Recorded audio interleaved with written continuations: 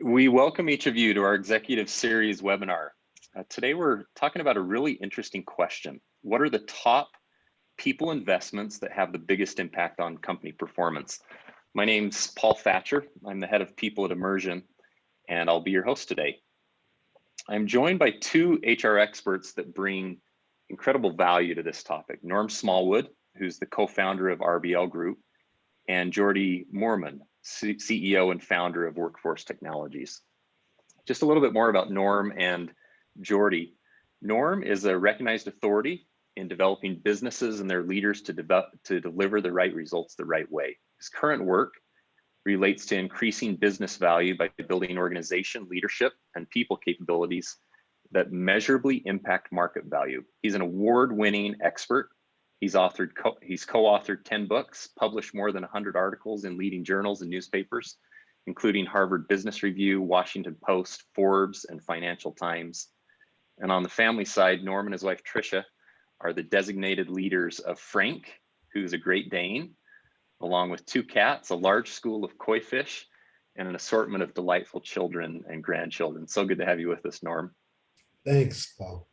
Jordy is a passionate technology investor, executive, mentor, and entrepreneur, and the CEO of Workforce Technologies, which is an HR and education-focused technology and consulting group. Jordy's received a host of accolades throughout his professional career, including recognition by his beloved alma mater with the prestigious Texas A&M University 12 Under 12 Award. Jordy and his wife, Abby, who's a total superhero, have been blessed with 5 children. The duo enjoys serving in their church and regularly juggling coaching duties for a handful of youth sports teams. And beyond his faith, family, and career priorities, Jordy volunteers time as a strategic advisor and mentor for several technology companies and startups, and actively serves in numerous nonprofit organizations. So good to have both of you with me today. Looking forward to this conversation. Likewise. Yeah. So this question about, the top people investments that have the biggest impact on company performance. It's cliche and we hear it all the time, but people are our most valuable asset. And if we're not hiring the right people to drive the business forward, our organizations just aren't going to thrive. With this in mind, everyone wants to hire the right people, and they even want to know who the right candidate is before the hiring decision. The digital and virtual transformation has heightened our need for this even more. And organizations are spending a ton of money to try to get this right.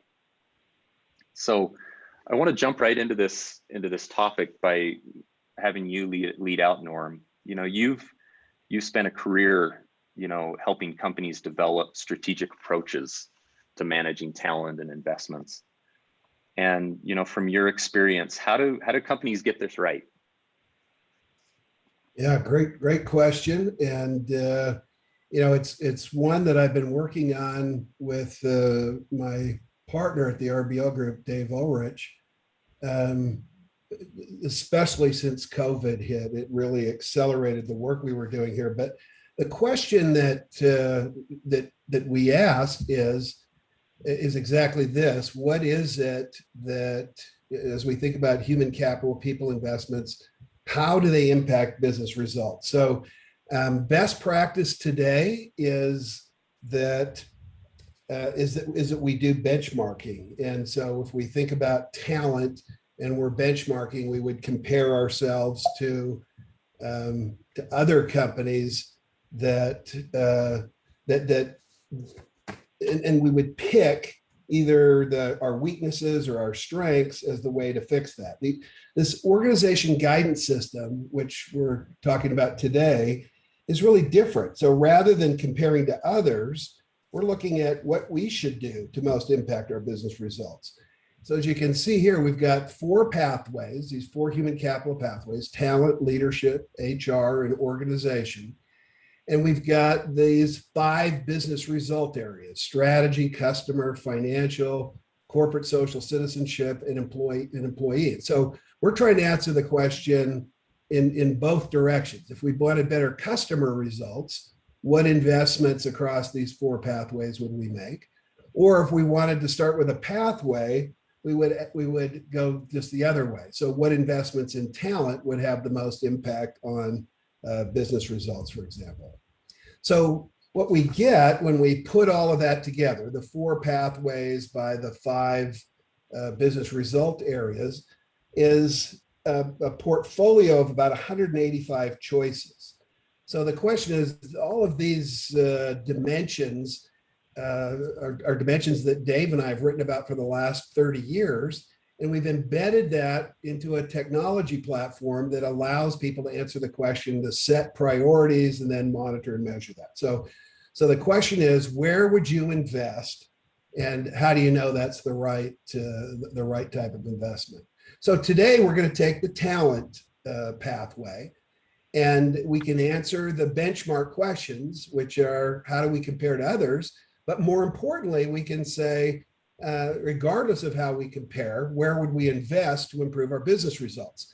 And what we found is the answer to comparison and benchmarking to directly linking to business results are very different. And then select, monitor, and change. So when we think about talent, we've identified these 10 talent domains: acquiring talent, managing performance, developing employee careers, communicating, retaining, managing, departing, tracking engagement, the positive employee experience, and encouraging DE&I. So before I even show you the results, as you look at this list of 10, which of those do you think would have the biggest impact on driving specific business results? And if you're like so many of us, you probably got a few favorites in there. But what we've created in the org guidance system is a guidance answer. So if you think about the typical way, you'd have each of these 10 dimensions, and you'd see the global mean. You'd compare this is a standard deviation, but you'd compare the global mean versus yours, and then you'd pick either weaknesses or strengths. This is going about it very differently. We've got columns C, D, E, F, and G, which are the business outcomes. And the green cells represent areas of greatest impact on that. The yellow, moderate, and the red, the little to no. So if we're trying to look, where are the biggest dark green cells? Those are the cells that would have the most impact on that specific result. So you quickly look at this, and the most green cells are right up here on acquiring talent. The global mean wouldn't direct you to that, and neither would your difference between your score to the global mean. But what does tell you is that across employee, customer, financial, and to some extent strategic business outcomes, acquiring talent has huge impact. Again, you can go down the columns and say, if we wanted to do impact strategy, then we'd see managing employee performance and communicating coming out higher. But across the board, this talent acquisition has the most impact. So just another view of that. So talent acquisition is impacting employee results, strategic results, customer results, and financial results. But interestingly enough, not so much the corporate social citizenship. If that's what you were going for, you need to work on solutions around communicating and communicating better with your employees about what you're doing.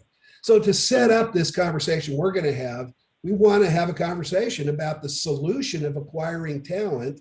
And it just so happens that Emmersion.ai is that's their business, how to help us with a part of this talent acquisition that really counts.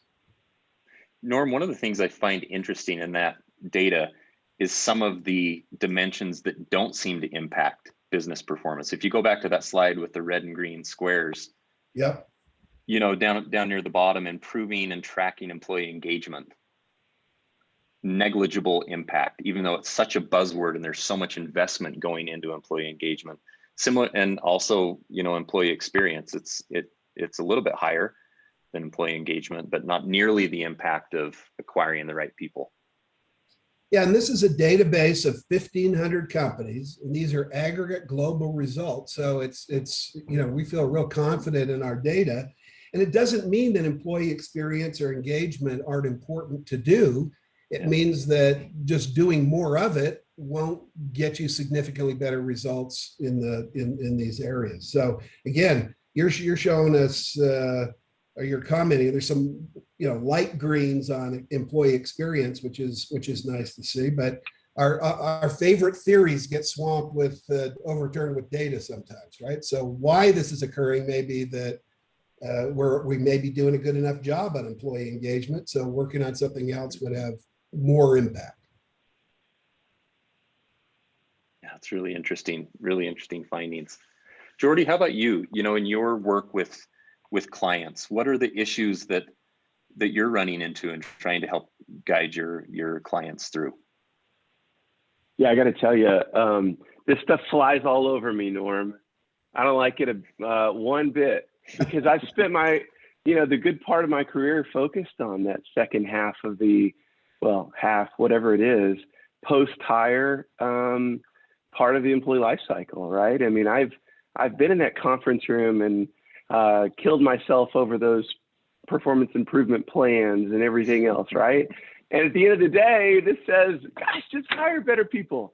And how many times have we heard that before? But, I think for me, Paul, and the clients that I work with every day, it's the remote everything world, right? It's no different than what anyone would expect. And I think we don't want to have a whole nother webinar on everything about how to work in this new remote world, but it's a big challenge, right? And as it relates to talent acquisition, I've spent a good chunk of time on this, and I got to tell you, Norm's little that stats and that matrix up there, I'm feeling that out there, and I'd never seen that matrix before. But talent is super competitive, and the talent acquisition, talent management world was not like anything else ready for this all remote, all the time sourcing process. And so I think that's probably at a high level what I've seen as much as anything. It really speaks to what Norm said, but it's just all the challenges that we had before. And I think in the end, we'll be a lot better because of all this. We'll be a lot more efficient recruiters and hirers and HR folks in general.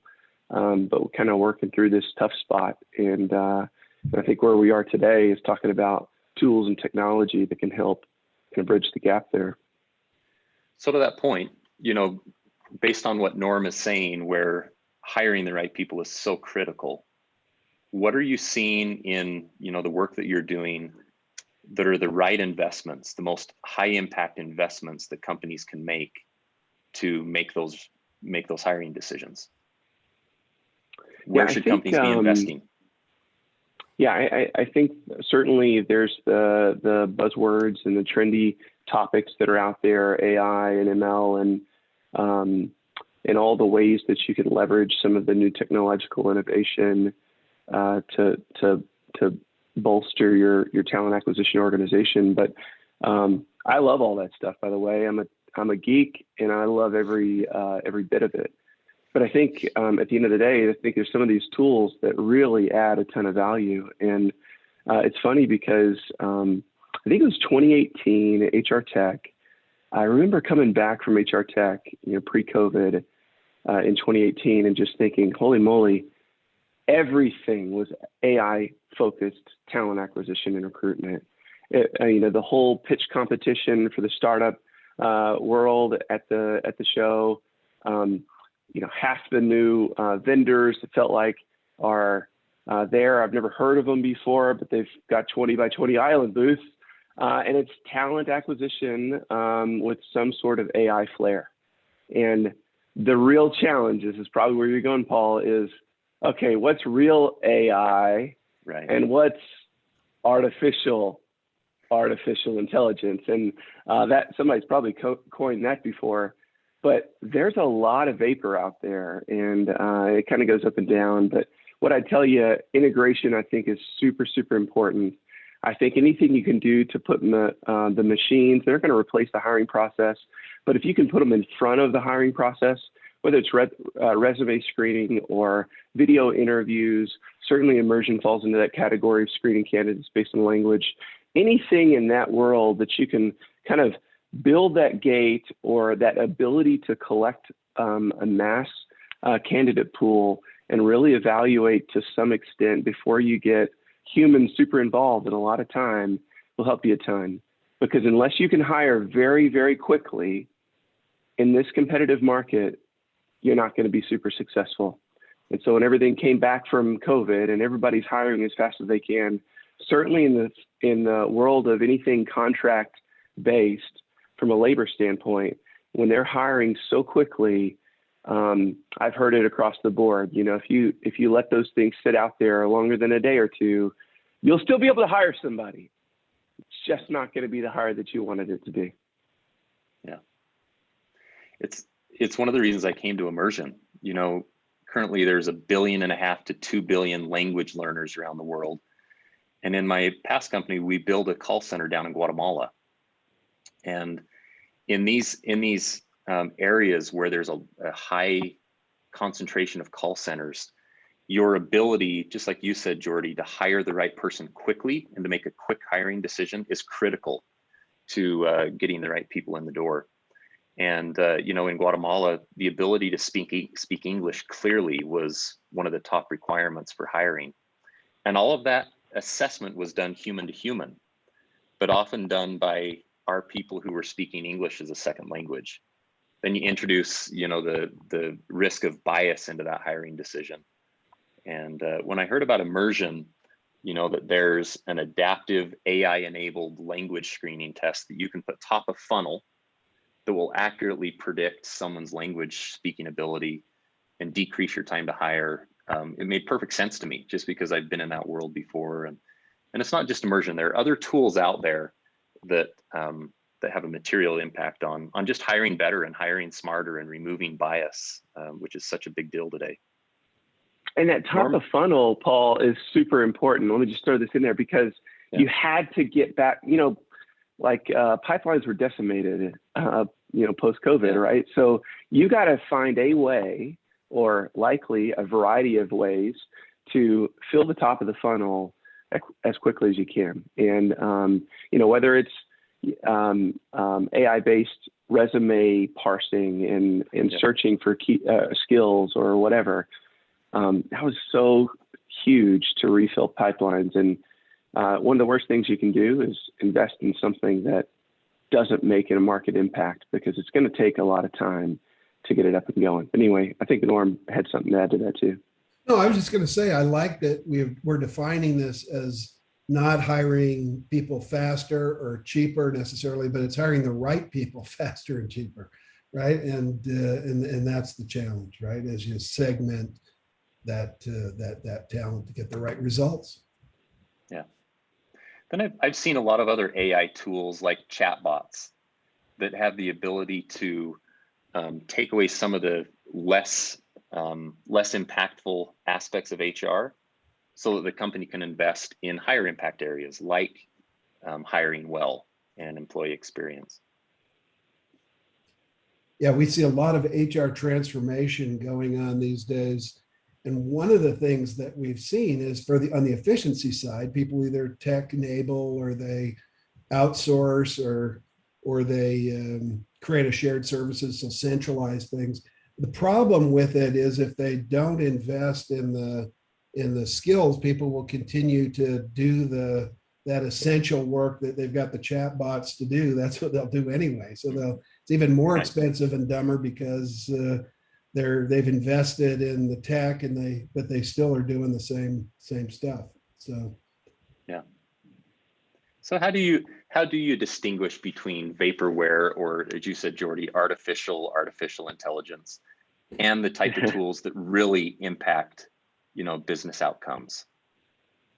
Yeah, I think the main thing, the one thing I've found about those startups that were just launching this AI into the world of HR is how quickly they were able to do so. And so, you know, the first thing I'd look for is a reputable install base, because the thing about AI is it's got to have a good foundation of data to work with, right? And so there's not a lot of anonymized HR data floating out there that they just picked up, right? So that'd be one way, is just track record and experience. And generally, the good thing about Vapor is it shows itself pretty quickly. So the second thing I'd say is, man, as consumer oriented as B2B technology is these days, you should be able to test something and pilot and prove out the concept quickly, easily, without a whole lot of effort in whatever technology you're looking to bolt on. Maybe it's not an ERP, but all these little bolt-on packages, as nicely integrated as everything seems today, and that's another big point.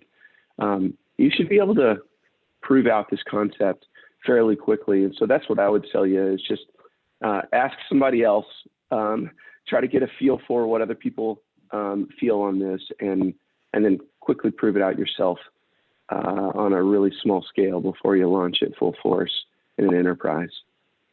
Yeah, that's fantastic. That's great.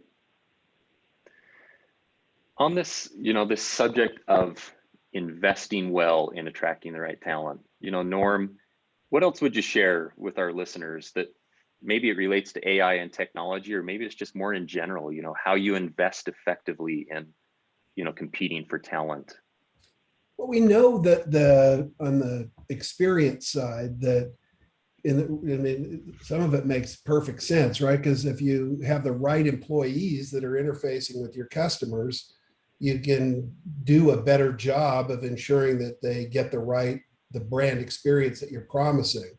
And there's nothing more frustrating than, trying to get service or trying to get a product, and the people that you're dealing with on the other end either aren't interested or doing something else.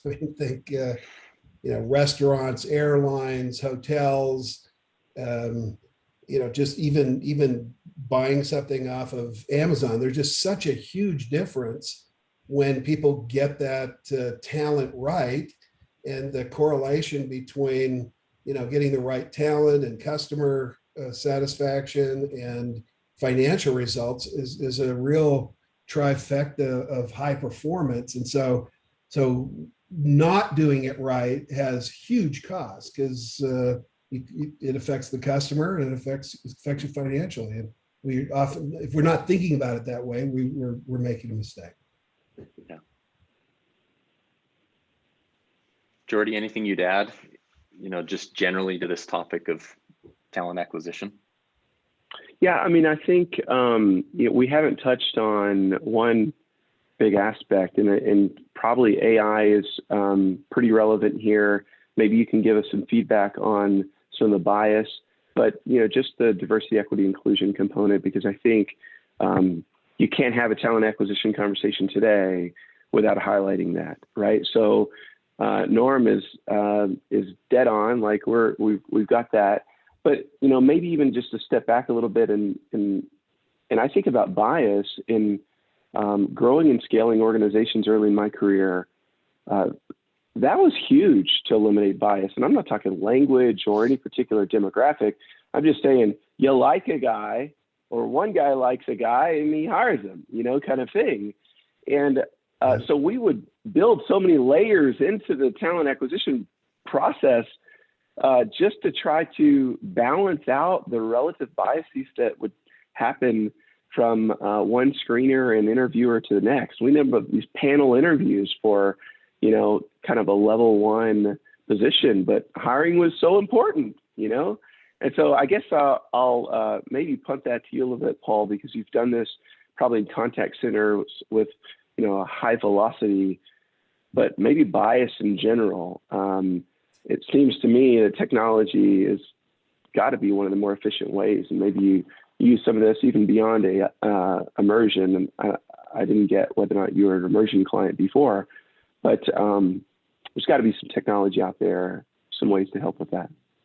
It's such a great point, because AI, if the model is working correctly, it really is blind. It factors out any of the the things that we would bias our decisions on, and just bases it on the data. And so you get an immediate leg up in your diversity and inclusion initiatives by introducing AI into the hiring process. Ultimately, at the end of the day, even the most sophisticated companies, it's still a human making the hiring decision at the end. But if we can get better information, unbiased information, informing that hiring decision, it's gonna lead to better outcomes. And another interesting point, as you talked about vapor AI and artificial intelligence, if those tools don't have enough data to train their models, then they could be biased as well, which is another reason why you want to be selective of what artificial intelligence you choose, because there's effective and ineffective AI based on how much data is informed. Well, and it's a black box. You don't have a clue Right. what's going into the thing. Exactly. And what comes out, right? So I don't know about you, but I haven't written any algorithms lately. And so it's probably not going to really resonate with me. And it's going to be some time, if you're the guinea pig, it's going to be some time whether anybody knows whether or not this is good or not good, as far as the end result of that process. Yeah, great point. So Paul, you made a comment a minute ago, and I'm not a tech guy, so it's an honest question. So let's say you've got 100 or 500 candidates.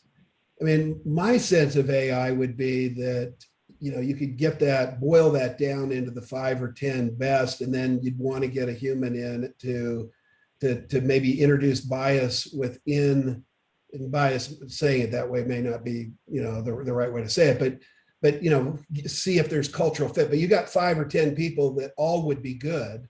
Now pick within that group, but you don't want to leave it all to the machine, right? There's some 100%. Other factors. Yeah, and back to Jordy's point, I think that's where these hiring processes kick in, where the Google model is you spread the hiring decision across a group instead of just within one person. But absolutely, Norm, you still have to make a decision that has risk of bias.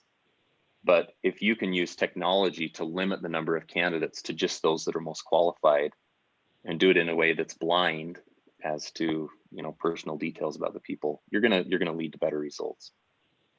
And I think it comes back to speed, because a lot of hiring decisions make themselves. They're the ones you don't make, right?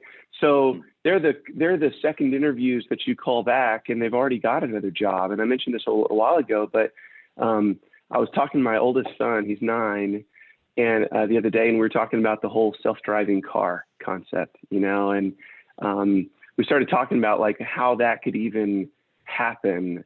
Well, effectively, you have computers with cameras surrounding the car, making decisions so much faster than you could ever dream of making. Now, there is a level of subjectivity that goes out of it. But over time, as this builds the brain, and not for or against or whatever, this concept, but the idea is strong. And you think about talent acquisition, how many decisions can it make looking at a resume and a LinkedIn profile and whatever else it has to get you to the point, or in the language screening situation, to get you to the point where you're ready to involve a human faster, right? And again, differentiation, faster than the next hirer. And in many cases, that's not a direct competitor of yours. It's just the other guy that's competing to hire that same person. And so like those hiring decisions, a lot of times that are making themselves, they're doing so because that person gets another job, someone else's selective hiring process with bias or whatever. Maybe they just took the gamble, right? And they just hired them. Or maybe they have some technology tools that you don't. And we use this technology in other aspects of business all the time. And I think it's an area where HR can catch up. You think about lead generation and how quickly you respond to a lead in our sales funnels and sales processes. And we have automatic dialers and automatic, screeners. that qualify leads. So many of those processes can be automated in HR, just like we do for a sales lead. We can do it for candidates as well. That's a great point. We're bumping up against time, but I just want to hear any closing thoughts before we wrap this up. You know, Jordy and then Norm, and then we'll say goodbye. I think we've pretty well nailed it, really, Paul. I mean, I think to summarize, I think the concept and the premise and the value of AI, real AI, is real. You know, it is super, super impactful in HR and other areas of the business. You mentioned sales. If you can really leverage automation, one, AI, two, and great people, man, you can do a whole lot and have a whole lot of success. You have to kiss a few frogs along the way, I think, and probably make some mistakes. I've already made some of those, but you know, you just keep plugging away, and you look for technology that really adds value. You selectively choose it, deploy it to its fullest degree, and then keep going. And I would say that I don't believe technology is the solution to all the problems in the world, and far too many people throw technology at a particular problem. But this kind of technology augmented human is super, super impactful. Yeah. Fantastic. So my only additional comment is basically just to summarize with the conversation we've had, which would be to say, of all of the things that you could do in talent acquisition has the most impact on business results.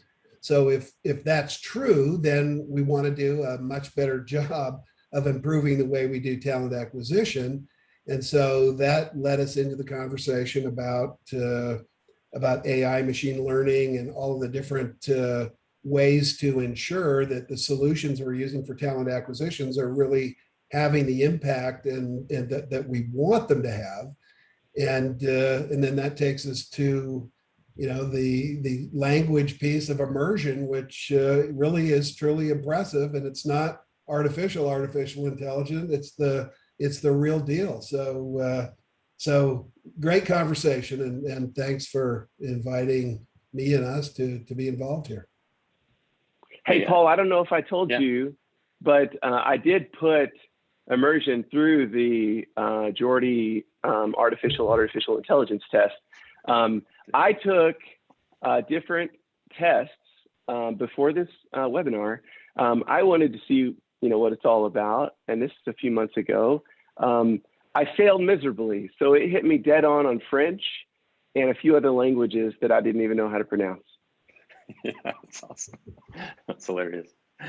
That's awesome. Hey, it's been such a fun conversation. I just thoroughly enjoyed it. I'd love to talk for a lot longer, and maybe we'll do it again in the future. But thank you for sharing your insights and expertise, and we hope it's been valuable to those who have listened today. We are certainly open for any questions. You know, if there's something that you want to learn more about, what Norm talked about, or Jordy or myself, here's our contact information. We're more than happy to connect and be of service to you. And thanks again for joining, and we'll talk again soon. See ya. Thanks, guys. Bye.